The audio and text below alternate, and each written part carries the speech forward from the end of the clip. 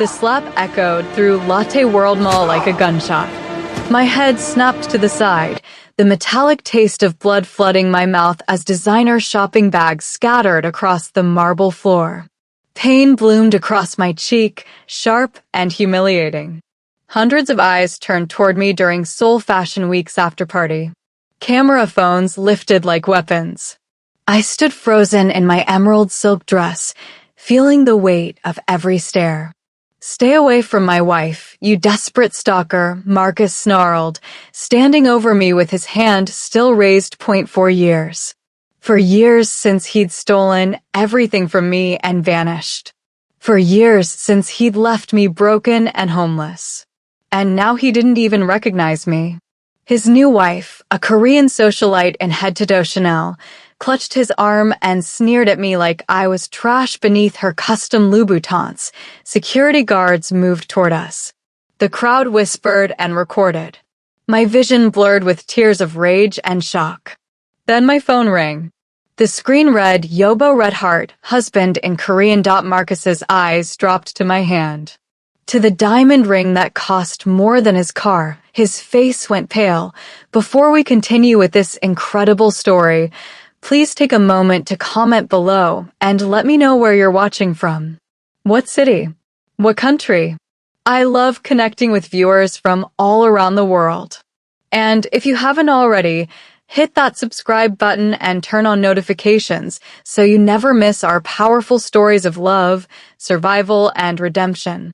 Your support means everything to me. Now let's get back to Naomi's journey. My hands trembled as I answered. "Hello. Where are you?" The voice was cold steel wrapped in silk. "Kong Ji-woo, my husband. Seoul's most dangerous man. Are you hurt?" "I'm fine," I whispered, but my voice cracked. Blood dripped from my split lip onto my dress. "Don't lie to me, Naomi." His tone dropped to something deadly. "Put me on speaker." I obeyed with shaking fingers. Ji-woo's voice filled the space between us, speaking rapid Korean. Every security guard in the mall suddenly stood at attention. The head of security went white, speaking urgently into his radio. Marcus's wife, Yuna, stumbled backward, her hand flying to her mouth. She recognized that voice. Everyone in Seoul's elite circles knew Kang Ji-woo, her father's biggest rival. The man even powerful families feared. 6 minutes, Ji-woo said in English, for my benefit. "I'm 6 minutes away. Don't let him leave." The line went dead. Mall management began frantically clearing VIPs from the area. Marcus looked between me and the phone, confusion morphing into fear. He still didn't understand what he'd done. While we waited, my mind dragged me back through hell. 4 years ago, Marcus had been my everything.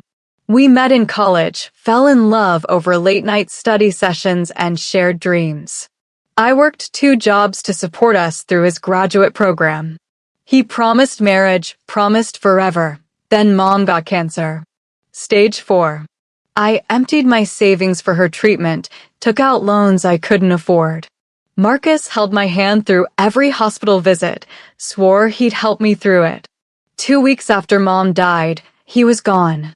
He took the $8,000 I had left, my laptop with my entire design portfolio, and disappeared. No note.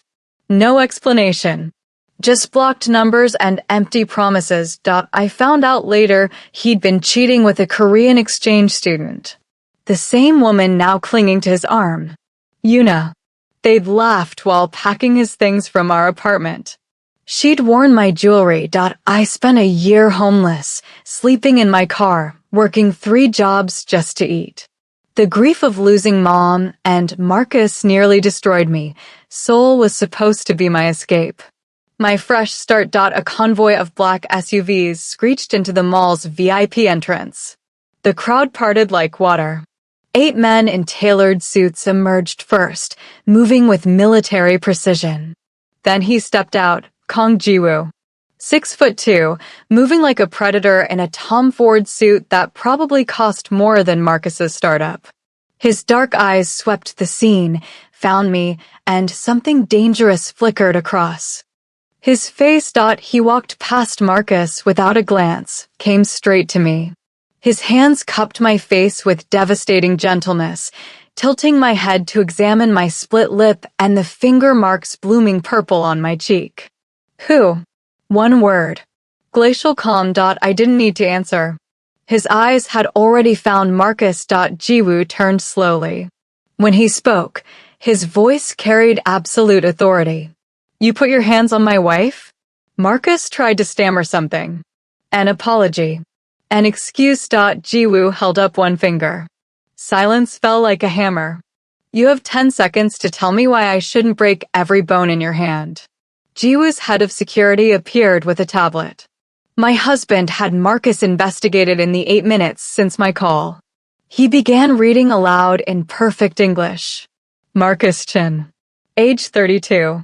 Your startup is funded entirely by your wife's father. You're $340,000 in debt from gambling. The $8,000 you stole from Naomi Turner 4 years ago went to a loan shark in Atlanta. Marcus's face drained of color. Yuna stared at him in horror. You have 2 other victims. Jessica in Atlanta, you took $12,000 claiming your mother needed surgery. She didn't. Nicole in Los Angeles, you stole her car and sold it. Jiwoo's voice remained perfectly calm, which made it more terrifying. Should I continue? How did you? Marcus started. I own 34% of your father-in-law's company through shell corporations, Jiwoo said. He works for me. He just doesn't know it yet. My breath caught. I knew Jiwoo was powerful, but this was something else. He made another call. 3 sentences in Korean. Yuna's phone rang. Her father's screaming voice carried across the space. Yuna's hands shook as she listened to her father. Her face crumbled, tears ruining her perfect makeup. When she hung up, she looked at Marcus with pure betrayal. He froze my cards. Your company lost its investor. Our penthouse lease is terminated. Her voice rose to a shriek. What did you do? I did nothing. Marcus grabbed her arm. This is insane. She's the one who, don't touch her, Jiwoo said quietly. 2 of his men stepped forward. I found my voice then, looking at Yuna directly. You knew. You were sleeping with him while he was engaged to me. You helped him pack his things from our apartment. You wore the necklace he bought with my money to Sarah's wedding. Yuna's mouth opened and closed. Every excuse died unspoken. You have 48 hours to vacate, Jiwoo told them. I'm buying the building. You can't do this, Marcus said desperately. I already did. Jiwoo wrapped his arm around my waist. Come, Naomi.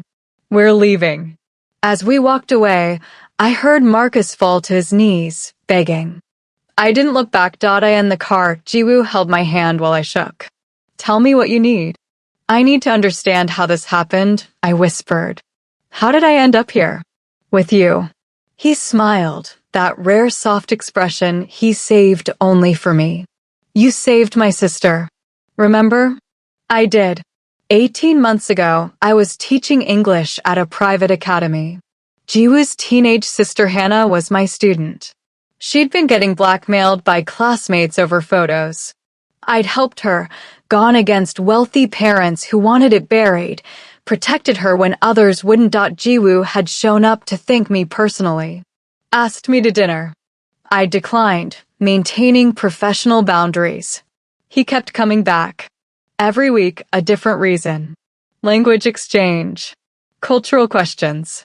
Investment opportunities. On his 7th visit, I'd broken down in the parking lot. Stress and loneliness crushing me. He'd held me while I sobbed, asking nothing in return. That's when everything changed. Our courtship had been slow, careful. Jiwoo learned everything about my past, never pushed, never demanded. He paid off Mom's remaining medical debt anonymously. I didn't find out until months later. He hired the best therapist in Seoul for my grief. Showed up at 2 a.m. when nightmares about Marcus woke me screaming. He was patient when I flinched at raised voices, gentle when I pulled away from touch. He told me about his world too. the legitimate businesses and the gray areas. The family legacy he'd inherited at 25 when his father was killed. How people respected and feared him, but never loved him except for Hannah. "I'm not a good man, Naomi," he'd said one night on his penthouse balcony. "I've done things that would horrify you. You've been nothing but good to me," I'd whispered back. 3 months into our relationship, I'd proposed to him. Not the other way around. "You make me feel safe. You make me feel seen." That's all I ever wanted. We married in a private ceremony 4 months ago. 12 people attended. Best day of my life. Over the next 48 hours, I watched Marcus's life implode from the safety of our penthouse. His startup collapsed. Employees quit en masse. Yuna's father filed for divorce from her mother, revealing a second family. Yuna was cut from the family will. Their luxury car was repossessed outside a restaurant. Viral video and all. Marcus's alumni network dropped him after financial irregularities surfaced. His LinkedIn became a confession board where other women shared their stories. Then I got a message request on Instagram. 2 women. Jessica and Nicole. Marcus's other victims. We saw the mall video. Jessica's message read, "We've been looking for him for years. Can we meet?" I showed Jiwoo. He nodded once. "I'll arrange security. And I want to hear their stories. Every detail." "Why?" I asked. His eyes were dark steel. "Because I'm building a case. Fraud. Theft. Blackmail. When I'm done, he'll spend years in prison." I should have felt satisfaction. Instead, I felt hollow. Marcus had hurt so many women. How many more were out there? We met at a cafe in Gangnam. Jessica was a lawyer from Atlanta, sharp-eyed and guarded. Nicole was a photographer from LA, quiet but intense. Both looked at me like I was a miracle. "We've been trying to find him for 3 years, Jessica said. "He took $12,000 from me. Told me his mother needed surgery. She was fine. He stole my car," Nicole added. "Sold it while I was visiting family. Blocked me everywhere. I almost lost my job because I couldn't get to work." We shared our stories. The same pattern. The same lies. The same casual cruelty. Jiwoo arrived halfway through, uninvited but not unwelcome. He listened to everything, his expression unreadable. When they finished, he pulled out a legal pad. "I need details. Everything he took. Every promise he broke. Bank statements if you have them. Text messages. Anything." "Why?" Nicole asked. "Because I'm going to bury him," Jiwoo said simply. "And I need all of you to help me do it." A week later, Yuna showed up at our penthouse. Security almost turned her away, but I told them to let her up. She looked destroyed. No makeup, hair unwashed, wearing jeans and a sweatshirt instead of designer labels. She stood in our doorway crying. "I'm sorry," she said. "I'm so sorry for everything. I should have slammed the door. Instead, I let her in." She confessed everything. Marcus had manipulated her too. Told her I was abusive, that he needed to escape. She'd believed him because she was young and stupid and wanted to believe she was saving him. Now she was broke, jobless, realizing her entire marriage was built on lies. "I found texts on his phone," she said, voice breaking. "He's been planning to leave me. There's a Japanese heiress he met online. He was going to do to me what he did to you." She handed me a folder. Marcus's financial records. Passwords to his accounts. Evidence of fraud Jiwoo's team hadn't found yet. "I want him to pay," Yuna said. "For all of us." Yuna, Jessica, Nicole, and I formed an alliance nobody expected. Jiwoo provided resources. Lawyers. Investigators. Security when needed.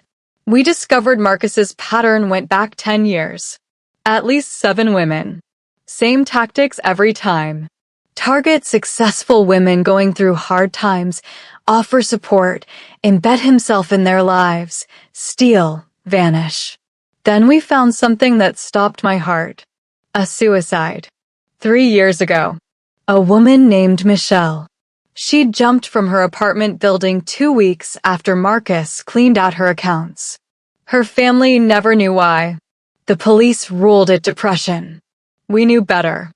I sat in our bathroom for an hour crying. Jiwoo found me there, held me while I shook. He killed her, I whispered. Not directly, but he did.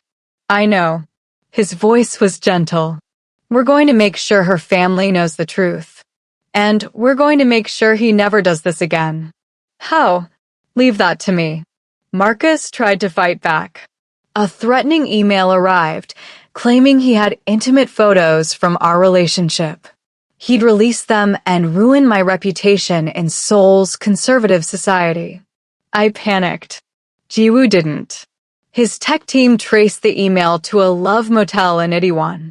Jiwoo sent his men, not to hurt Marcus, but to retrieve his laptop and phone. The photos didn't exist.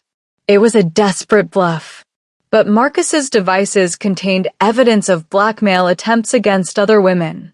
Now he'd committed multiple crimes across multiple countries. He keeps digging himself deeper, Jiwoo said, almost amused. At this rate, he'll be in prison until he's 50. The FBI got involved for the American victims. Korean prosecutors built their own case. Between all of us, we had an airtight web. Marcus had nowhere to run. And then he made his biggest mistake. He tried to threaten Hannah, Jiwoo's sister, thinking she was a weak point. I'd never seen my husband truly angry until that moment. Jiwoo's response was surgical and brutal. Every asset Marcus had hidden, every lie he'd told, every person he'd scammed. All of it went public. News outlets ran exposés. Marcus's face was everywhere, labeled as a con artist and predator. His father disowned him publicly to save the family business. Yuna's father, desperate to salvage his reputation, threw Marcus under the bus. Offered to testify against him in exchange for leniency in his own scandals. Marcus was charged with wire fraud, theft, blackmail, and identity theft. He'd opened credit cards in victims' names. The evidence was overwhelming. But despite everything, I felt myself breaking. One night, I sobbed in Jiwoo's arms.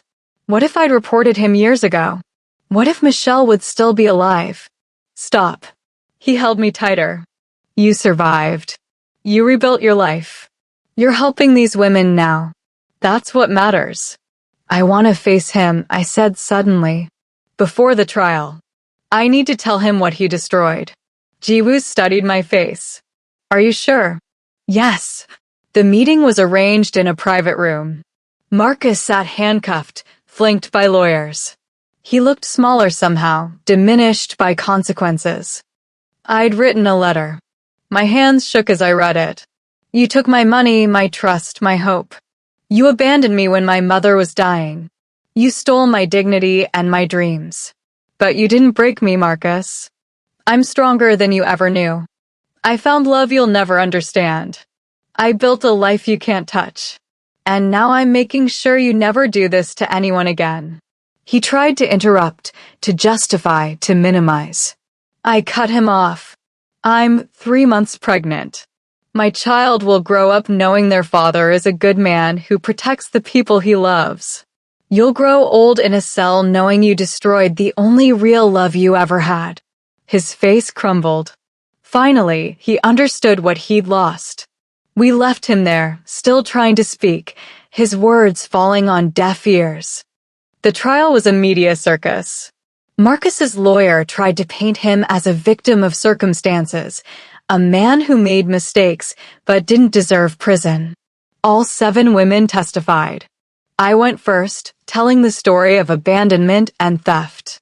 Jessica and Nicole followed. Then Yuna, explaining how she'd been manipulated too.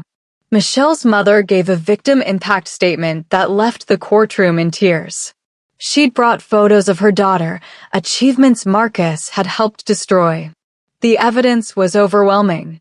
Financial records, text messages, testimony from a dozen witnesses. Marcus's lawyer quit mid-trial after discovering Marcus had lied to him too. The judge assigned a public defender who barely tried. The verdict came quickly. Guilty on all counts. Sentencing, 8 years in Korean prison, then extradition to the United States for additional charges, plus restitution to all victims. As they led him away, Marcus looked at me one last time. I felt nothing. No satisfaction. No anger. Nothing. He was already gone from my life. Yuna divorced Marcus while he awaited transfer to prison. She was completely cut off from family wealth, but refused Jiwoo's financial help. I need to do this myself, she said. I need to prove I can stand on my own. She got a job, started therapy, and publicly apologized to all of Marcus's victims. Some forgave her. Some didn't. She accepted both with grace. Then came an unexpected twist. Yuna's father's company collapsed due to unrelated corruption. Jiwoo bought it for a fraction of its worth, restructured it completely. He offered Yuna a real position based on merit.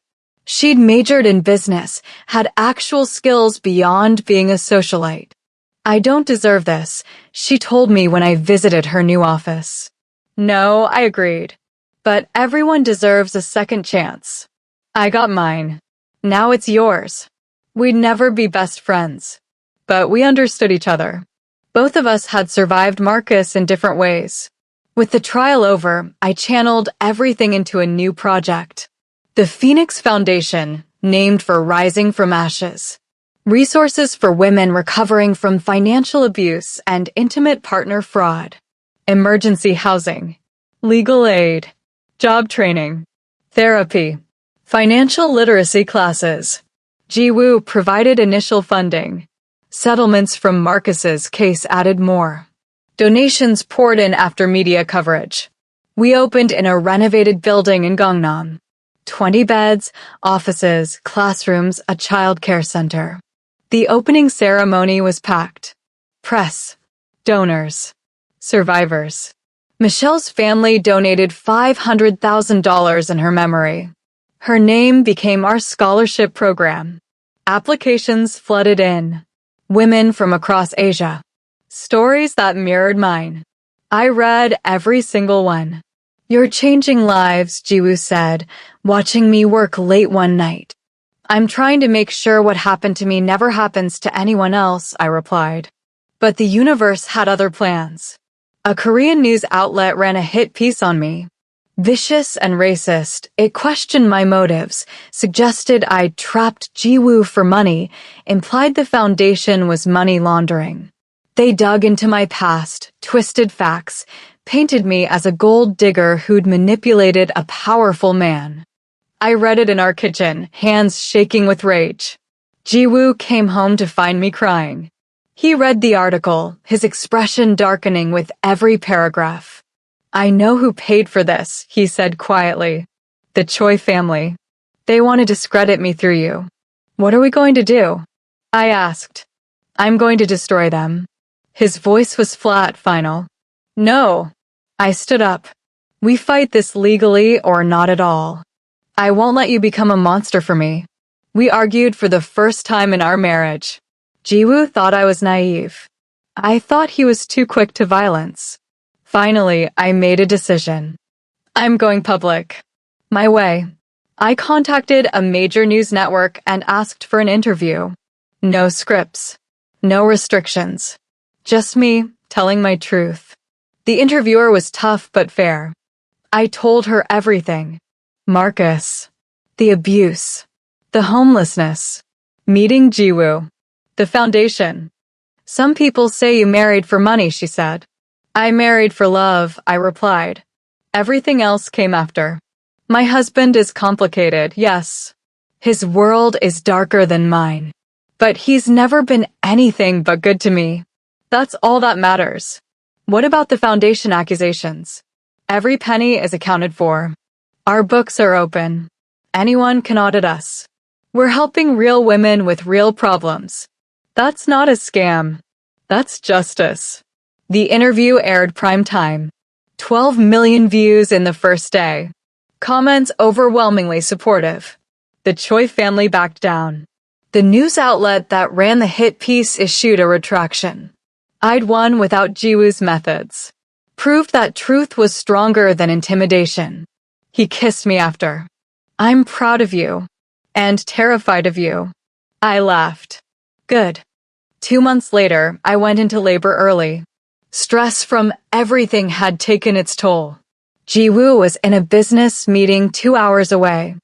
I called him between contractions. The baby's coming.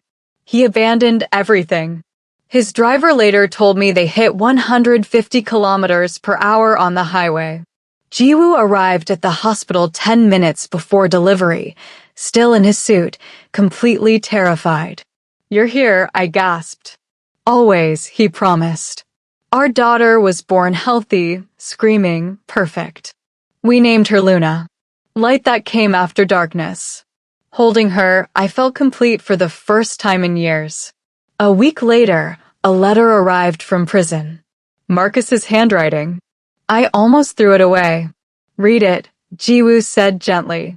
Then decide. It was a real apology. No excuses. No self-pity. Just accountability. He was in therapy, facing what he was, understanding the damage he'd caused. I don't expect forgiveness, he wrote. I just needed you to know I finally understand what I destroyed. I read it, cried, then burned it in our fireplace.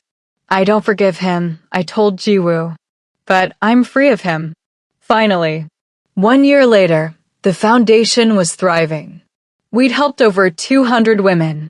Success stories poured in daily. Yuna was now director of operations, completely rebuilt. Jessica and Nicole visited for our anniversary gala, both healed and thriving. Marcus was still in prison. 6 more years to go. Nobody spoke his name anymore. Then I got a call. Another woman, connected through the foundation. Same pattern. Different man. Same devastation. I realized Marcus wasn't unique. The system that enabled men like him was still broken. We need to expand, I told Jiwoo. International. We need to help women everywhere. Then we will, he said. Whatever you need. We began planning. Branches in other countries. Educational programs in schools. Awareness campaigns. The Phoenix Foundation became more than a shelter. It became a movement. 2 years after the slap, I stood in Lotte World Mall again. Same location. Different circumstances. The Phoenix Foundation was hosting a Seoul Fashion Week charity event. The place where I'd been publicly humiliated was now where I was being honored for humanitarian work. Jiwoo stood beside me, holding Luna. She was 2 now, curious and fearless. His sister Hannah helped coordinate the event. We raised $2 million that night. Money that would change hundreds of lives. Cameras flashed. The same people who'd recorded my assault now celebrated my success. I didn't care about their hypocrisy. I cared about the mission. As we left, I saw a young woman in the corner, crying on the phone. Her body language screamed distress. I approached carefully. Are you okay? Do you need help? She looked up ashamed. My boyfriend he took everything. My savings. I don't know what to do. I handed her my card. Come see me tomorrow. You're not alone anymore. She came to the foundation the next day. Her name was Sarah. Her story was heartbreakingly familiar. We got her into emergency housing, connected her with a lawyer, enrolled her in therapy. Within a month, she was standing on her own feet. 6 months later, she got a job, started rebuilding, began to smile again. You saved my life, she told me. No, I said. You saved yourself. I just showed you the door. You walked through it. She became a volunteer, helping other women the way we'd helped her. The cycle continued. That's when I understood. This was bigger than Marcus. Bigger than revenge. This was about breaking patterns that had existed forever. One woman at a time. One story at a time. One life at a time. Jiwoo found me in my office late one night, crying over applications. "What's wrong?" he asked. "Nothing's wrong," I said. "Everything's right. And I just wish I could help all of them at once." He kissed my forehead. "You will. One day at a time." 3 years after the slap, I received notification of Marcus's parole hearing. He was eligible for early release due to good behavior. The foundation sent a representative to read a statement. I didn't attend. I'd moved on completely. "We hope Marcus Chin finds peace," the statement read. "But he'll never be part of our story again. We've grown beyond him. The women he hurt have healed and thrived. That's the only closure we need." Marcus was denied parole. Not as punishment, but because he was still paying restitution. Justice, not revenge. I never thought about him again. I was too busy saving lives. The foundation expanded to 5 countries. We'd helped over 1,000 women. Luna was starting preschool. Hannah was engaged. Yuna was thriving. Jessica and Nicole were both married to good men. And me? I was exactly where I was meant to be. That slap in the mall had been the catalyst. The moment everything changed. It hurt like hell, but it led me here. To purpose. To peace. To a love that would burn the world down for me, but never burn me. I was Naomi Kang. Survivor. Fighter. Phoenix. And my story was just beginning. Thank you so much for staying with Naomi's journey until the very end. If this story touched your heart, moved you, or inspired you in any way, please do me a huge favor. Hit that subscribe button right now and turn on notifications so you never miss our powerful stories of survival, love, and redemption. Drop a comment below telling me where you're watching from. I love hearing from viewers all around the world. What part of Naomi's story resonated with you most? Have you or someone you know experienced something similar? Share your thoughts in the comments. Your engagement helps this channel grow and allows us to create more inspiring content. If you know someone who needs to hear this message, someone who needs to know they can rise from their ashes too, please share this video with them. Like this video if you believe in second chances and the power of love to heal. Thank you for being part of this amazing community. I'll see you in the next story. Until then, remember, you are stronger than whatever tried to break you.